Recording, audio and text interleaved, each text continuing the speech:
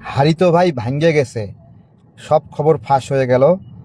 আসিফ মাহমুদের PS APS Moazzem নাকি যেন ছিল না, থাইল্যান্ডে যাওয়ার জন্য আবেদন করছে।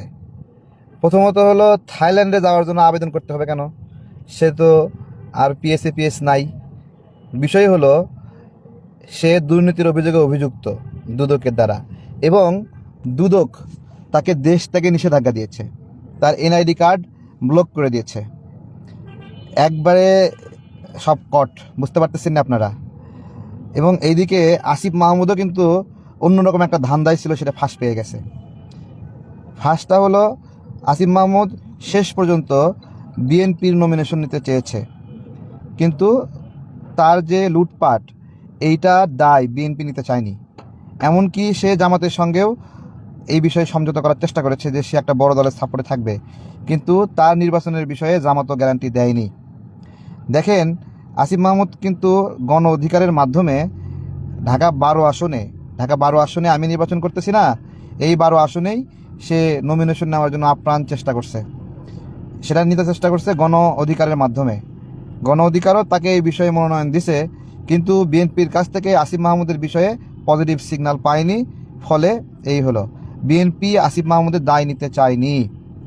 একটা প্রশ্ন করেন, আমাদের তো সংস্কারের বিষয়ে একটা দাবি যে নির্বাচন করার সময় আর সরকার থেকে যাওয়ার পরে তার সম্পদের পার্থক্য কতটুকু দুদক দিয়ে তদন্ত হবে। এটা আমরা সবাই চাই না, যে আমি কি হালে আছি, পরবর্তীতে কি হালে থাকবো, সেইটা আমাদের সবার দাবি না? তাই যদি হয়, তাহলে আসিফ মাহমুদ অথবা নাহিদ অথবা মাহফুজ যখন ক্ষমতা থেকে নামলো, তখন এদের অর্থনৈতিক বিষয়ে তদন্ত হলো না কেন? এর যে পিএসের নামে 300 কোটি টাকা অপরাধের একটা বিষয় বের হলো, মাত্র কয়েক মাস চাকরি করছে, এর মধ্যে 300 কোটি টাকা। চিন্তা করতে পারেন? তাহলে পিএসের যদি এই অবস্থা হয়, তাহলে পিএসের মালিকের কতটুকু অবস্থা? আপনাদেরকে একটা কথা বলি, এরা কথায় কথায় একটা যুক্তি দেয় যে ওদের জন্য নাকি আমরা কথা বলতে পারি। যে কেউ একটা কোনো জায়গায় প্রতিবাদ করলে ওই একটা যুক্তি দেয়, আমাদের জন্য আপনারা কথা বলতে পারেন, এরকম একটা। আচ্ছা, ওরা জুলাই করছে, আমরা কি হলো জুন করছি নাকি? ওরা জুলাই করছে, আমরা কি মার্চ করছি নাকি? বা আমরা এপ্রিল করছি? ওরা জুলাই করছে, জনগণ জুলাই করছে।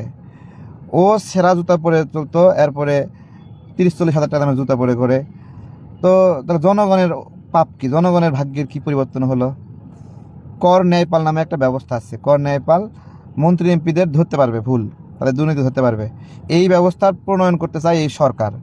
তো খুব ভালো, কর ন্যায়পাল এই সরকারের সময় থেকে নিয়োগ দেও না কেন? তোমাদের উপর থেকেই পরীক্ষা চলুক আগে। কি ভাই, পরীক্ষা যে নিয়ম করতে চায়, এর উপর একটু পরীক্ষা চললে কেমন হবে? তো এটা চলতেছে লুটপাট। গুলশানের তদন্ত তো এটা বাইরে হলোই, আসিফ মাহমুদের সম্পৃক্ততা। ও কিন্তু দেখেন, আসিফ কিন্তু গুলশানের চাঁদাবাজির ঘটনায় উপরা যখন গ্রেপ্তার হলো, তখন আসিফ মাহমুদ সেখানে ছিল। সেই বিষয়ে স্টেটমেন্ট আমরা পাইলাম, এবং বক্তব্যটা এরকম ছিল যে আসিফ মাহমুদ বাইক নিয়ে ওখানে ছিল। এখনও কিন্তু বের হয়নি যে আসিফ মাহমুদ যে ওখানে বাইক নিয়ে ছিল, সে একটা ব্যাখ্যা দিল, হাঁসের মাংস খাইতে যায়, এই বক্তব্য দিয়ে দিল। বাংলাদেশের মানুষ দুর্নীতির বিরুদ্ধে তদন্ত বাদ দিয়ে হাঁসের মাংসের অনুসন্ধান শুরু করলো, তাই না? কিন্তু তার দুর্নীতির আর এই লুটপাটের আর বিষয়টা আর বের হইল না। গতকালকে মন খারাপ করছে অনেকে আমার উপরে, যে সমন্বয়করা খুলনায় 20 লাখ টাকা চাঁদাবাজি করতে গেছে। তো সারা দেশেই এই ক্যাটাগরির যারা লুটপাট করতে গেছে, চাঁদাবাজি করতে গেছে আওয়ামী ট্যাগ দিয়ে, আমি তাদেরকে স্রেফ ছোট লোক বলি। তারা একবারে ক্লাসলেস ছোট লোক, যারা এই চাঁদাবাজিটা করছে। গণ-অভ্যুত্থানের জুলাইয়ের সম্মান নষ্ট করছে এরা, এই এই এই এই জুলাই খেকোরা। তো গতকালকে খুলনার ঘটনাটা যখন দেখতেছিলাম, আমার মনে হচ্ছিল শালা হাঁটু বরাবর দুটাই স্ট্যাম্প দিয়ে বাড়ি দিতে পারলো না ফটফট করে, তাই না? এই চাঁদাবাজগুলো দিতে পারলো না, দিলে খুশি হইতেন না? কে কে খুশি হইতেন বলেন তো? এই চাঁদাবাজি করতে যারা গেছে, দুটো বাড়ি লাগালে কে কে খুশি হইতেন? আওয়াজ দেন, আওয়াজ দেন, আওয়াজ দেন, কে কে খুশি হইতেন? খুলনা চাঁদাবাজি করার সাথে জড়িত কে কে খুশি হইতেন বলেন তো? অদ্ভুত। এই যে দেশ থেকে নিষেধাজ্ঞা দিছে আসিফ মাহমুদের পিএসের উপরে, এখনো গ্রেপ্তার করছে। কিছু না কিছু না থাকলে নিষেধাজ্ঞা দিত, এরা না ক্ষমতায় আছে, তার মানে কি বড় কেলেঙ্কারি করছে যে দেশ থেকে নিষেধাজ্ঞা দিতে বাধ্য হয়েছে। আদালতে গেছে ও যে থাইল্যান্ডে যাবে, ওর মেরুদণ্ডে স্পাইনাল কর্ডের সমস্যা, থাইল্যান্ডে যাবে, এই জন্য অনুমতি চাইছে আদালতে। আদালত না মঞ্জুর করছে। তো হাসনাতরা গলা মোটা করে এসব কথা বলে, তো আমরা গলা মোটাটা দেখতে যাচ্ছি। মানুষের গাড়ি লুটপাট করে, মানুষের টাকা লুটপাট করে এখন নিপীড়িত মানুষগুলোকে নির্বাচন করতে দেবে না। এই তো দেখা যাক। আদান দিচ্ছে। সবাই ভালো থাকবেন, বিদায় নিচ্ছি। আসসালামু আলাইকুম।